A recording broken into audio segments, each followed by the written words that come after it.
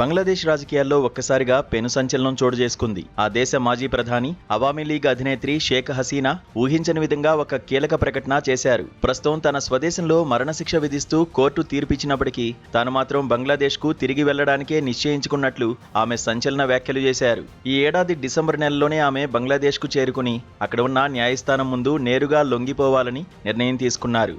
గత కొన్ని నెలలుగా భారతదేశంలో రాజకీయ ఆశ్రయం పొందుతున్న హసీనా ఒక అంతర్జాతీయ మీడియా సంస్థకు టెలిఫోన్ ద్వారా ఇచ్చిన ప్రత్యేక ఇంటర్వ్యూలో ఈ సంచలన విషయాలను స్వయంగా వెల్లడించారు. ఈ ప్రత్యేక ఇంటర్వ్యూలో షేక్ హసీనా అత్యంత భావోద్వేగానికి లోనయ్యారు. తాను బంగ్లాదేశ్లో అడుగుపెట్టగానే వారు తనని అరెస్ట్ చేయవచ్చని అన్నారు, లేదంటే హతమార్చవచ్చంటూ సంచలన వ్యాఖ్యలు చేశారు. ఏదేమైనా సరే తాను తన స్వదేశానికి వెళ్లాల్సిందేనని, ఒకవేళ మరణం సంభవిస్తే తన తల్లిదండ్రులు విశ్రమిస్తున్న మాతృభూమిపైనే జరగాలంటూ ఆమె కన్నీటి పర్యంతమయ్యారు. కేవలం ఆమె ఒక్కరే కాకుండా పార్టీకి చెందిన ఇతర సీనియర్ నాయకులు కూడా డిసెంబర్లో స్వదేశానికి తిరిగి వస్తారని ఆమె స్పష్టం చేశారు. మరణశిక్షను ఎదుర్కొంటున్న వారిలో బంగ్లాదేశ్ మాజీ హోంమంత్రి అసదుజ్జమాన్ ఖాన్ కమల్ కూడా ఉన్నారు. ఆయన కూడా షేక్ హసీనాతో పాటే బంగ్లాదేశ్కు వెళ్లేందుకు సిద్ధమయ్యారు.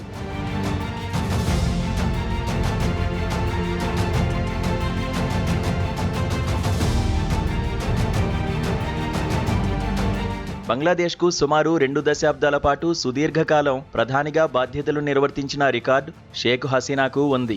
అయితే 2024వ సంవత్సరంలో అక్కడ విద్యార్థులు, సామాన్య ప్రజలు ప్రభుత్వంపై భారీ ఎత్తున నిరసనలు, తిరుగుబాటు చేపట్టారు. ఆ తీవ్ర ప్రజాగ్రహం కారణంగా హసీనా ప్రభుత్వం కుప్పకూలిపోయింది. దాంతో 2024 ఆగస్టు నెలలో ఆమె తన ప్రాణాలను రక్షించుకోవడం కోసం అత్యవసరంగా బంగ్లాదేశ్ను విడిచిపెట్టాల్సి వచ్చింది. ఆ సమయంలోనే ఆమె పొరుగున ఉన్న భారతదేశానికి చేరుకుని ఇక్కడే సురక్షితంగా రాజకీయ ఆశ్రయం పొందుతున్నారు. బంగ్లాదేశ్లో జరిగిన నిరసనల అణిచివేత సమయంలో భారీ ఎత్తున హింసాకాండ చోటు చేసుకుంది. మానవత్వానికి వ్యతిరేకంగా జరిగిన నేరాల ఆరోపణల నేపథ్యంలో బంగ్లాదేశ్లోని ఒక ప్రత్యేక ట్రైబ్యునల్ కోర్టు 2025 నవంబర్ నెలలో షేక్ హసీనాకు అత్యంత కఠినమైన మరణశిక్షను ఖరారు చేసింది.